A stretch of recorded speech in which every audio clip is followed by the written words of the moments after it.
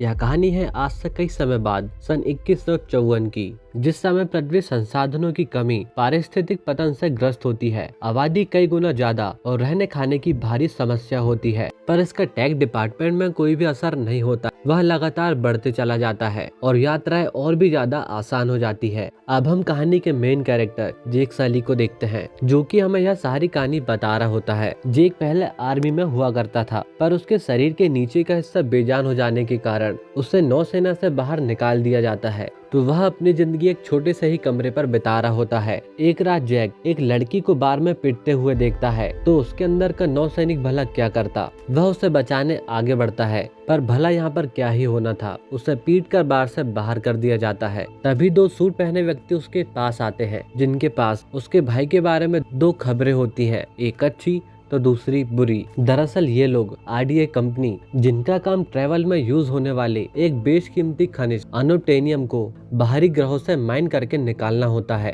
क्योंकि यह खनिज पृथ्वी पर तो नहीं होता है। और जेक का भाई टॉमी भी इसी कंपनी में एक रिसर्च साइंटिस्ट था। इस समय वे आरडीए के ही एक कैंपर होते हैं, जहाँ पर जेक को बताया जाता है कुछ लोगों ने चंद रुपयों के खातिर उसके भाई को मार दिया। आरडीए, जो कि टॉमी पर काफी पैसे लगा चुकी थी, तो वे लोग जेक को ऑफर करते हैं उस रिसर्च में टॉमी की जगह जाने का, जहाँ की उसे अच्छे खासे पैसे मिलेंगे। इसलिए वह मान भी जाता है, क्योंकि न केवल टॉम जेक की तरह दिखता है, बल्कि उसके जीन्स भी उससे काफी हद तक मिलते जुलते हैं। अब लगभग 6 साल के लंबे स्पेस ट्रेवल के बाद वे लोग अपने लक्ष्य तक पहुँच जाते हैं, जहाँ उनका जहाज उन्हें पेंडोरा नाम के उपग्रह ले आया, जहाँ से उन्हें अनओब्टेनियम की खुदाई करनी है। यह ग्रह इंसानों के लिए नहीं होता। वहाँ पर पहुँचते ही उन्हें ऑक्सीजन मास्क पहनने को दिए जाते हैं, क्योंकि यहाँ के कुछ सेकंड में ही उनकी मौत हो सकती है। यहाँ पर जेक के अलावा भी ढेर सारे लोग होते हैं, जो कि अच्छा खासा पैसा कमाने यहाँ पर आए हुए हैं। दरअसल ये लोग पृथ्वी पर तो सोल्जर्स होते हैं, पर ज्यादा पैसों का लालच उन्हें यहाँ पर ले आया और वे यहाँ पर पैसे के लिए कुछ भी कर सकते हैं। साथ ही हम यहाँ पर कई हाईटेक मशीन्स को भी देखते हैं। इसी बीच हम नोटिस भी कर पाते हैं माइनिंग से वापस आ रहे कुछ बुलडोजर पर बड़े बड़े तीर होते हैं। सभी सोल्जर्स का लीडर माइल्स क्वेरेद उन्हें पेंडोरा के बारे में बताता है। ये जगह किसी नर्क से कम नहीं। यहाँ पर मौजूद हर चीज सिर्फ तुम्हें मारना चाहती है। यहाँ पर रहने वाले लोग, जिन्हें की नाविक कहा जाता है, उनकी हाइट लगभग 3 मीटर के आसपास होती है। वे दिखने में नीले और उनकी पूंछ होती है, जिन्हें की मारना भी काफी मुश्किल है। मेरा काम सिर्फ तुम्हें यहाँ पर जिंदा रखना है, पर शायद मैं उसमें कामयाब ना हो पाऊँ। इसलिए अगर तुम सभी जिंदा रहना चाहते हो तो तुम्हें पेंडोरा के नियम को फॉलो करना होगा। जिसके बाद जेक की दोस्ती टॉम के ही एक फ्रेंड नोम से हो जाती है, जिसने की टॉम के साथ अवतार ट्रेनिंग की थी। दरअसल ये रिमोट के द्वारा कंट्रोल की जाने वाली बॉडी इंसान और नावी के डीएनए से बनाई जाती है, जिन्हें की अवतार ड्राइवर अपने मन के द्वारा कंट्रोल करते हैं। और यह सारी प्रोसेस एक लिंक रूम से होती है। इन अवतारों को चुने हुए ड्राइवर से ही मैच कराया जाता है, ताकि उनके नर्वस सिस्टम आपस में अच्छे से कनेक्ट हो सके। इसी कारण टॉम की जगह जेक को चुना गया, ताकि वह अपने अवतार से अच्छे से कनेक्ट हो सके। अब हम ग्रेस ऑगस्टीन को देखते हैं, जो कि इनकी साइंटिफिक रिसर्च की हेड होती है। ग्रेस सभी इंसानों में इकलौती होती है जिसे कि पेंडोरा से सच में प्यार होता है, जिस पर वह पूरी एक बुक भी लिख चुकी है। ग्रेस अब अपने न्यू मेंबर्स से मिलती है। नॉर्म, जिनने की अवतार ट्रेनिंग ली थी, उससे अब अच्छी नावी आने लगी होती है। पर जेक को देखकर ग्रेस नाराज हो जाती है, क्योंकि उसे यहाँ पर एक पढ़े लिखे साइंटिस्ट की जरूरत थी, ना कि किसी नौसैनिक की। तो वह अपनी नाराजगी जताने इस पूरे मिशन के हेड पार्कर के पास जाती है और वह उसे सारी बात कहती है। बदले में पार्कर उससे कहता है, जेक हमारे लिए काफी लकी साबित हुआ है, क्योंकि उसने अवतार के लिए हमारे काफी पैसे बचाए हैं। पैसे हमें उन लोगों के साथ घुलना मिलना है, उनके लिए स्कूल बनाना है, उन्हें अपनी लैंग्वेज सिखानी है, तो हमें इस पर इतना समय क्यों लग रहा है। जिस पर ग्रेस कहती है, अगर तुम उन पर यूं गोलियां चलाते रहोगे तो उनसे रिश्ते तो यूं ही बिगड़ते जाएंगे। ग्रेस की यह बात सुनकर पार्कर थोड़ा नाराज हो जाता है, तो वह थोड़े गुस्से में उससे कहता है, अनोब्टेनियम, जिसके 1 किलो की कीमत पृथ्वी पर 10 करोड़ है, और यहीं से तुम्हारी पूरी लैब रिसर्च और हमारे पूरे मिशन का खर्चा आता है, और हम इसे पेंडोरा से माइन करके निकालते हैं। पर पूरे पेंडोरा बासी ने हमारे काम को बिगाड़ के रखा है, इसीलिए तुम्हें अपना काम जल्दी पूरा करना होगा। यहाँ पर ग्रेस का काम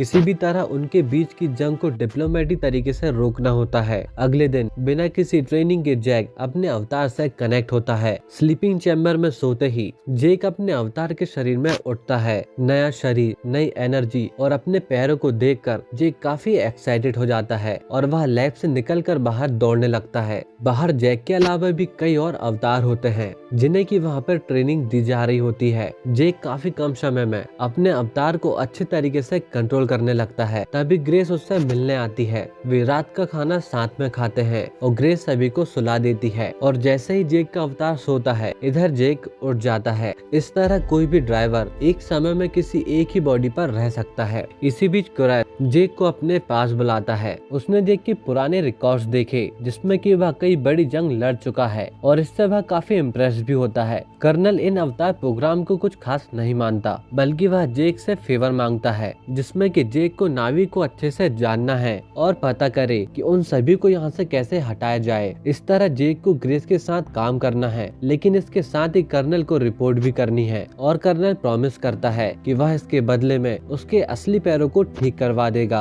और इस ऑफर के लिए जैक को मानना ही पड़ता है। तभी कर्नल अपने सूट के साथ वहाँ से चला जाता है। जैक, ग्रेस और बाकी लोग जंगल में कुछ रिसर्च के लिए जाते हैं जहाँ पर उससे कई तरह के जानवर देखने को मिलते हैं। चलते चलते वे नावियों के लिए बनाए गए एक पुराने स्कूल में पहुँचते हैं जो कि काफी समय से बंद पड़ा होता है। ग्रेस जैक को बताती है उमाटिकाया हमेशा सीखने को तैयार होते हैं, लेकिन वहाँ की हालत काफी खतरनाक होती है। वहाँ पर गोलियों के निशान भी होते हैं, जिसे देखकर जैक ग्रेस से पूछता है कि यहाँ पर ऐसा क्या हुआ। उसके बाद इस स्कूल को बंद कर दिया गया, पर ग्रेस उसके सवाल का जवाब न देते हुए बात को बदल देती है। अब ग्रेस सिग्नल ट्रांजिशन की मदद से एक पेड़ की जड़ से दूसरे पेड़ की जड़ के बीच का कनेक्शन जानने की कोशिश करती है, तो वहीं जैक चलते चलते उनसे थोड़ा दूर आ जाता है। तभी जैक छूकर मुरझाए जाने वाले पौधों के साथ खेलने लगता है, पर गलती से वह एक जानवर को परेशान कर देता है, जिससे कि वह जैक से नाराज हो जाता है और जैक भी उस पर अपनी गन पॉइंट कर लेता है। आवाज सुनकर ग्रेस तुरंत भागकर इनके पास आती है। ग्रेस उसे समझाती है कि तुम अपनी ही जगह पर सीधे खड़े रहो, वह तुम्हें कुछ भी नहीं करेगा और वैसे भी उसकी चमड़ी इतनी मोटी है कि तुम्हारी गन उसका कुछ भी नहीं कर सकती। दरअसल वह जानवर अपनी जगह को सेव कर रहा होता है, इसलिए वह जैक से चिढ़ जाता है और वह अब उस पर हमला ही करने वाला होता है। बदले में जैक भी उस पर चिल्लाने लगता है, जिसे देखकर वह जानवर पीछे हटने लगता है। जैक काफी खुश होता है कि वह जानवर उससे डरकर पीछे जाने लगा,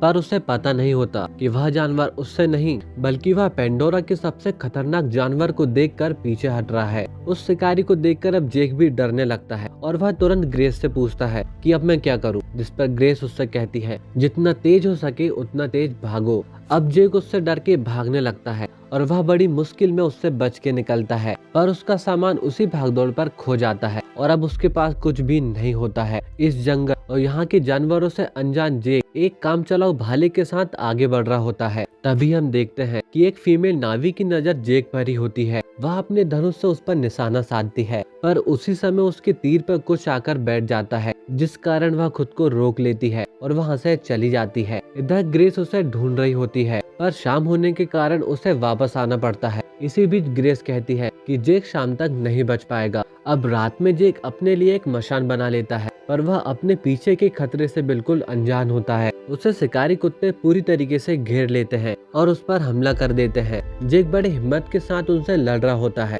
पर उनकी संख्या बहुत ज्यादा होती है। तभी वही नावी जो कि जैक को मारने वाली थी, उसकी हेल्प के लिए वहां पर आती है। वह नावी उन सभी शिकारी कुत्तों को वहां से भगाकर उस मसान को तुरंत बुझा देती है। तभी जैक रात के समय जंगल की जगमगाती खूबसूरती को देखकर उसी में खो जाता है। जैक को लगता है इस नावी को इंसानी भाषा नहीं आती, पर वह फिर भी उसे जान बचाने के लिए थैंक यू बोल रहा होता है। फिर उससे पता चलता है कि वह लड़की इंसानी भाषा जानती है। वह उससे कहती है इसके लिए थैंक यू नहीं, जो भी हुआ वैसा नहीं होना था। वह जानवर सिर्फ तुम्हारे कारण मारे गए, और वह जैक पर काफी नाराज भी होती है। तो फिर जैक पूछता है तो फिर तुमने मेरी जान क्यों बचाई, जिस पर वह उसे बताती है तुम्हारा दिल काफी मजबूत है और तुम्हें किसी बात का कोई डर नहीं और तुम एक नंबर के गधे हो। और यह कहकर वह यहाँ से जाने लगती है, पर जेक उसका लगातार पीछा करता है। तब जेक कहता है, तो तुम मुझे यहाँ के तौर तरीके सिखा सकती हो? जिसमें वह कहती है, आकाशवासी कुछ भी नहीं सीख सकते क्योंकि तुम्हें कुदरत नहीं दिखती, इसलिए मैं तुम्हें कुछ भी नहीं सिखा सकती। पर जेक उसे अपने साथ ले जाने की जिद करने लगता है। तभी जेक के पूरे शरीर पर वह जीव आकर बैठने लगते हैं। दरअसल ये जीव पवित्र पेड़ के बीज होते हैं। जिसके बाद वह नावी समझ पाती है कि जेक के अंदर कुछ तो खास बात है।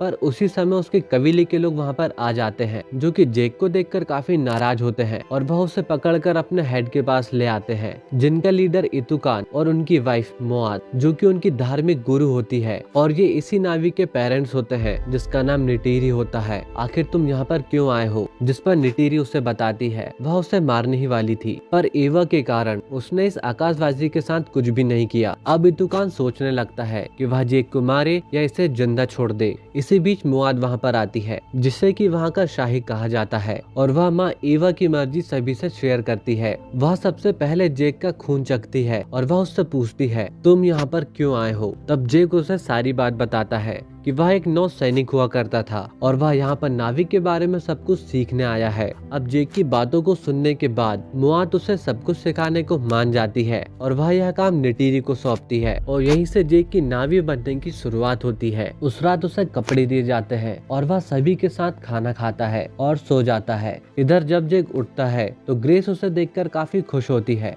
और वह उससे कहती है, तुम अवतार के साथ एक लीच की तरह चिपक गए थे। तभी जेक ग्रेस को बताता है कि उसका अवतार पूरी तरह से सेफ है और उसने उमाटिकाई के लोगों को मना लिया है। ग्रेस इस बात से काफी खुश होती है और वह सभी को यह बात बताती है और सभी भी उसकी इस बात को लेकर काफी खुश होते हैं। जेक ग्रेस को सारी बातें तो बता चुका था। अब वह रिपोर्ट करने कर्नल के पास पहुंचता है। अब यहाँ पर उसे नावी तक एक मैसेज देने को कहा जाता है, जिसमें कि उन्हें उस बड़े पेड़ जिसमें वे लोग रहते हैं को वहाँ से दूर हटाना होगा, जिसके लिए उसे 3 महीने का समय दिया जाता है, क्योंकि अभी के लिए पार्कर उन्हें नहीं मारना चाहता, लेकिन वे लोग उनकी नहीं सुनते हैं तो मजबूरी में उन्हें ऐसा करना होगा। अब जेक उनकी बात मान जाता है। अवतार से जुड़ने के पहले ग्रेस उसे बताती है निटीरी उसकी बेस्ट स्टूडेंट हुआ करती थी, साथ ही उसकी बहन भी, जो कि उस हादसे पर मारी जा चुकी है। निटीरी सबसे पहले उसे घुड़सवारी सिखाती है, जिसमें कि सबसे पहले उसे एक फीमेल पेल की सवारी करनी होती है। इसमें सबसे पहले उसे पेल से बॉन्ड बनाना होगा, उसे फील करना होगा। अब जैक उससे बॉन्ड बनाकर उसे आगे बढ़ने को कहता है, पर अगले ही पल वह गिर जाता है, जिसे देखकर बाकी सभी लोग उस पर हंसने लगते हैं। तभी उनका होने वाला लीडर सुटे वहाँ पर आता है और वह उस पर हंसते हुए कहता है, तुम्हें यहाँ से चले जाना चाहिए। पर इससे जेक के आत्मविश्वास पर कोई भी असर नहीं पड़ता। लैब में जेक अपने मिशन की जानकारी कर्नल को देता है, जिसके बारे में ग्रेस को पता चल जाता है। जिसके बाद वह अपनी लैब को उड़ते हुए पहाड़ों के बीच ले आती है ताकि जेक उन तक जानकारी ना पहुंचा सके। अब जेक धीरे धीरे उन लोगों के बीच घुलने लगा। अब निटीरी उसे इकरान नाम के पक्षी के बारे में बताती है, जो कि अपनी जिंदगी में सिर्फ एक ही के साथ सवारी करता है। अब जेक को नावी भाषा आने लगी। धीरे धीरे जेक सब कुछ सीख गया। जेक के कहने पर ग्रेस को वहाँ पर आने की परमिशन दे दी जाती है। नावी कहते हैं उनके और प्रकृति के बीच एक ऊर्जा हमेशा बहते रहती, सारी ऊर्जा सिर्फ उधार ली गई है और एक दिन उसे लौटाना होगा। इसी बीच जेक उस टूटे स्कूल के बारे में ग्रेस से पूछता है, जिसमें ग्रेस उसे बताती है स्कूल में निटीरी की बहन भी वहाँ पढ़ने आया करती थी, पर एक दिन हादसे में सब कुछ बदल गया। हादसे में कई बच्चे मारे गए, जिसके बाद से वापस कोई नहीं आया। सब कुछ सीखने के बाद जेक के सामने सबसे बड़ी चुनौती होती है अपने लिए एक इकरान चुनना, जिसके लिए एक बेहद ऊंची चढ़ाई करनी पड़ती है, जहाँ पर सभी इकरान रहा करते हैं। अब जेक को सबसे पहला मौका दिया जाता है। तब निटीरी उसे बताती है, तुम्हारे पास सिर्फ एक ही मौका होगा। जेक अपने लिए एक इकरान चुन लेता है और वह उसे काबू करने की कोशिश करने लगता है। पहले तो वह बेहद झपटता है और काफी उठक-पटक करता है, पर बड़ी मुश्किल के साथ वह उसे काबू कर बंधन बना लेता है और वह इकरान शांत हो जाता है। पर निटीरी उसे तुरंत उड़ान भरने को कहती है, क्योंकि उनकी पहली उड़ान ही उनका रिश्ता मजबूत करती है। इस तरह जेक इकरान के साथ अपनी पहली उड़ान भरता है। तभी निटीरी भी अपने इकरान के साथ वहाँ पर आती है और वे साथ उड़ते हैं। देखते ही देखते दोनों के बीच नजदीकियां भी कम होने लगी। सारी ट्रेनिंग के बाद जेक अपने तीनों शिकार पूरे करता है। एक दिन जब जेक निटीरी के साथ उड़ रहा होता है, तभी एक बड़ा पक्षी, जिसे कि टोरुक मागतो कहा जाता है, उन पर अचानक से ही हमला कर देता है। तब जेक की समझदारी के चलते वे खुद को बचा पाते हैं। आगे जेक उस पक्षी के बारे में निटीरी से पूछता है। तब वह उसे बता बताती है उनके पूर्वजों ने आखिरी बार टुरुक की सवारी की थी और ऐसा सिर्फ इतिहास में 5 बार हुआ है जब टुरुक ने किसी को चुना। टुरुक माग्तो का सबसे शक्तिशाली होना इस बात को और भी ज्यादा दिलचस्प बनाता है। अब जेक को भी यह दुनिया भाने लगती है और 3 महीने जल्द ही पूरे हो जाते हैं, पर काफी समय से जेक ने कर्नल को कोई भी रिपोर्ट नहीं दी, तो कर्नल इस मिशन को टर्मिनेट कर देता है और जैसे कि कर्नल ने उससे वादा किया था, वह जेक के पैर लौटाने की पूरी तैयारी भी कर लेता है।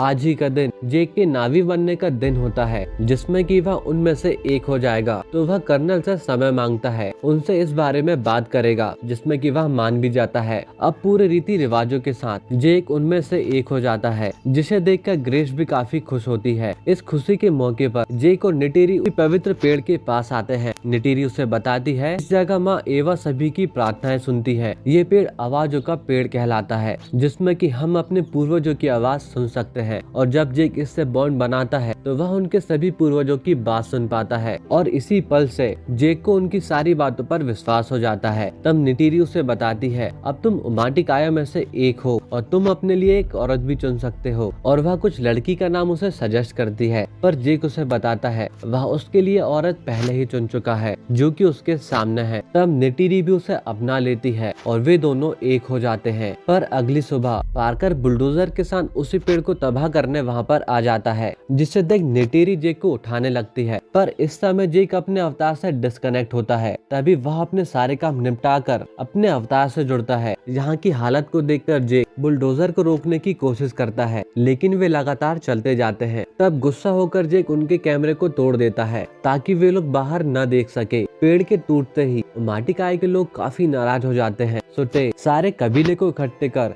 आकाशवासी से जंग की तैयारी करने लगता है। तभी जेक और निटेरी वहाँ पर आते हैं, जिसे देखकर वह समझ जाता है कि वे दोनों संभोग कर चुके हैं, और निटेरी इस बात को सबके सामने एक्सेप्ट भी करती है, जिससे कि उसे काफी बुरा भी लगता है। अब जेक सभी को समझाने की कोशिश करता है कि उनका असली दुश्मन वहाँ पर है और वह उन्हें सारी बातें बताने वाला होता है। तो दूसरी ओर कर्नल को सुबह वाली बात पता चलती है, तो वह उनके चैम्बर में जाकर जेक को अपने अवतार से डिस्कनेक्ट कर देता है। तब ग्रेस पार्कर को समझाने की कोशिश करती है कि वह पेड़ उनके लिए बेहद ज्यादा जरूरी है। यहाँ के पेड़ों की जड़ें एक प्रकार से आपस में कनेक्ट है, ठीक हमारे न्यूरॉन की तरह, जो कि इंसानी दिमाग से भी ज्यादा समझदार है। तो तुम लोग इसे बर्बाद मत करो। पर पार्कर उसकी बिल्कुल भी नहीं सुनता। तभी कर्नल जेक का मैसेज सभी को सुनाता है, जिसमें जेक कह रहा होता है उमाटिकाया कभी अपना घर नहीं छोड़ने वाले। जिसके बाद वे लोग उस पेड़ को तोड़ने का प्लान करने लगते हैं, पर ट्रूडी को यह बात पसंद नहीं आती है और वह ग्रेस को यह सब बताती है। तब ग्रेस फिर से ये सब रोकने की कोशिश करती है। तब पार्कर उसे सिर्फ 1 घंटे का समय देता है ताकि वह सभी को उस पेड़ से दूर कर सके। तब जेक अपने अवतार से जाके कनेक्ट होता है और वह सभी को वह मैसेज देता है कि उसे यहाँ पर क्यों भेजा गया था, ताकि वह नावी के तौर तरीके सीख सके और एक दिन यह मैसेज उन तक पहुँचा सके। जेक की यह बात सुनकर निटेरी काफी नाराज होती है। अब जेक उसे समझाने की कोशिश करता है कि वह पहले सिर्फ ऑर्डर्स को फॉलो कर रहा था, वह बदल गया, लेकिन समय के साथ उसे पेंडोरा और यहाँ के लोगों से प्यार हो गया। पर जेक अब उनका विश्वास खो चुका था, जिस कारण उसे बाहर कर दिया जाता है। तभी कर्नल अपने हथियारों के साथ वहाँ पर आता है और उनके वृक्ष को तबाह कर देता है, जिसमें कि कई नावी मारे भी जाते हैं। निटेरी की माँ जेक को आजाद कर देती है और उससे कहती है अगर तुम हम में से एक हो तो हमारी हेल्प करो। सब कुछ होने के बाद जेक को अपने अवतार से डिस्कनेक्ट कर एक जगह बंद कर दिया जाता है, पर ट्रूडी फिर से उनकी हेल्प को आती है और उन्हें यहाँ से बाहर निकालती है और दूर एक सुरक्षित जगह पहुँचा देती है। पर इसी बीच कोरैथ की गोली से जेक घायल हो जाती है। तब जेक को उम्मीद होती है कि उमाटिकाया के लोग की हेल्प जरूर करेंगे। एक बड़ा सवाल था, आखिर वे इस गद्दार की हेल्प क्यों करेंगे। अब जेक को एक बार फिर से अपनी ईमानदारी का सबूत देना होगा ताकि वे उसे सुन सके। यहाँ के आसमान में टुरुक सबसे खतरनाक प्राणी है और जैक उसी के ऊपर उड़ान भर रहा होता है। सभी नाविक का मानना था माँ एवा हमेशा उनकी रक्षा करेगी। तो घर छिन जाने के बाद सभी लोग एवा के पास जाकर प्रार्थना कर रहे होते हैं। तभी जैक टुरुक माग्तो के ऊपर सवार होकर वहाँ पर आता है, जिसके बाद सभी को टुरुक माग्तो की बात सुननी पड़ती है। सरदार की मौत के बाद अब सुटे उनका सरदार होता है है और वह टुरुक को सुनता है। वह ग्रेस के लिए सबसे हेल्प मांगता है। ग्रेस को एवा के पास लाया जाता है जहाँ की उसे एवा की नजरों से गुजरना होगा। एवा से जुड़ते ही ग्रेस सब कुछ देख पा रही थी, पर उसका शरीर कमजोर होने के कारण वह मर जाती है। तभी जेक उठता है और वह सभी आकाशवासी से जंग का ऐलान करता है, जिसके लिए वह एक एक कबीले के पास जाकर उनसे हेल्प मांगता है। इस तरह टुरुक माग्टो के नाम पर सभी क्लेन आपस में जुड़ने लगते हैं। अब इस बात की खबर कर्नल को लगती है और वे पाते हैं एक ही दिन में नावियों की संख्या कई गुना बढ़ चुकी है। तब कुरैत कहता है, हम उन्हें ऐसा जख्म देंगे जिसे कि कई पीढ़ियां याद रखेंगी, और वे अपने सभी हथियारों को इकट्ठा करने लगते हैं, जिसकी खबर जेक को पड़ती है। ट्रूडी को यहाँ पर लग रहा होता है कि वे शायद किसी तरह इस जंग से बच जाएंगे, पर उनके हथियारों को देखकर वह समझ पाती है कि वे उनके सामने कुछ भी नहीं। पर जेक के पास 15 क्लेन और 2000 से भी ज्यादा योद्धा हैं, जो कि इस पूरे जंगल के कोने कोने को जानते हैं, पर वे लोग नहीं। इस तरह अगर वे यहाँ पर लड़ते हैं तो शायद वे जीत जाएं। पर इसके साथ ही उसे आत्मा के पेड़ों को भी सबसे पहले बचाना होगा, क्योंकि यही उनका वजूद है। जंग से पहले जेक माँ एवा के पास जाकर उनसे प्रार्थना करता है। वह उन्हें बताता है इंसान अपने ग्रह को भी तबाह कर चुके हैं और अगर उन्हें यहाँ पर नहीं रोका गया तो वे पूरे पेंडोरा को तबाह कर देंगे। तभी निटेरी वहाँ आकर उसे बताती है, माँ एवा कभी किसी का पक्ष नहीं लेती, वह सिर्फ जीवन का संतुलन बनाए रखती है। जिस पर जेक कहता है, फिर भी कोशिश करना तो जरूरी है। अगले दिन कर्नल अपने शिप के साथ उन पर हमला करने पहुंचता है। वही टुरुक माग्टो अपने लोगों के साथ उनका वेट कर रहे होते हैं। तभी मशीनी सूट और पैदल सैनिक नीचे कर नावियों को ढूंढने लगते हैं और जैसे ही वे वृक्ष की सीमा पर आते हैं सभी उन पर हमला कर देते हैं। जेक निटीरे के साथ उन पर आसमान में हमला करता है और इकरान के साथ वे उन पर भारी पड़ रहे होते हैं, लेकिन जमीन में उनके तीर कमान फीके पड़ जाते हैं और भारी नुकसान के कारण उन्हें भागना पड़ता है। ट्रूडी भी कर्नल के हाथों मारी जाती है और इकरान के मरने के बाद भी निटीरी जमीन पर होती है। सुटे भी घायल होता है। इस तरह आकाशवासी नावियों पर सिकंजा कस लेते हैं। तभी अचानक से चारों ओर सन्नाटा छा जाता है और पेंडोरा के सभी जानवर अचानक से उनका साथ देने पहुंच जाते हैं। तभी निटीरी कहती है, माँ एवा ने तुम्हारी सुन ली, और अचानक से बाजी पलट जाती है। जेक भी उस बॉम्ब को तबाह कर देता है। शिप के सभी लोग मारे जाते हैं, पर कुरैत जैसे तैसे बच जाता है और वह इस समय जेक के चैम्बर के ठीक सामने होता है। वह उसे नष्ट करने वाला होता है। तभी निटीरी वहाँ के सबसे खतरनाक शिकारी पर सवार होकर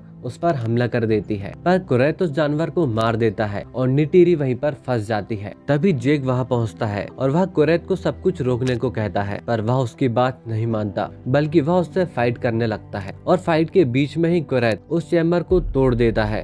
तब ऑक्सीजन की कमी के कारण जेक का अपने अवतार से कनेक्शन टूटने लगता है और अब कुरैत के पास अच्छा मौका होता है जेक को मारने का। तभी निटीरी उठती है और जेक का काम तमाम कर देती है। तभी निटीरी भागते हुए चैम्बर की ओर जाती है और जेक को वह मास्क पहनाती है, जिससे कि वह बच पाता है। साथ ही यह लड़ाई यहीं पर खत्म हो जाती है। तभी वे लोग घायल सुटेग के पास जाते हैं। वह अपना पद जेक को सौंप देता है और वह उसके हाथों आजाद हो जाता है। कुछ समय बाद आसमानी लोगों को वापस भेज दिया गया, पर जो दिल के साफ और सच्चे लोग थे वे यहीं रह गए। टुरुक माग्टो की भी अब कोई जरूरत नहीं थी, तो उसे भी वापस भेज दिया गया। जेक अपना लास्ट वीडियो रिकॉर्ड करता है और वह अपने उत्सव पर पहुंचता है और माँ एवा उसे एक नया अवतार भेंट करती है।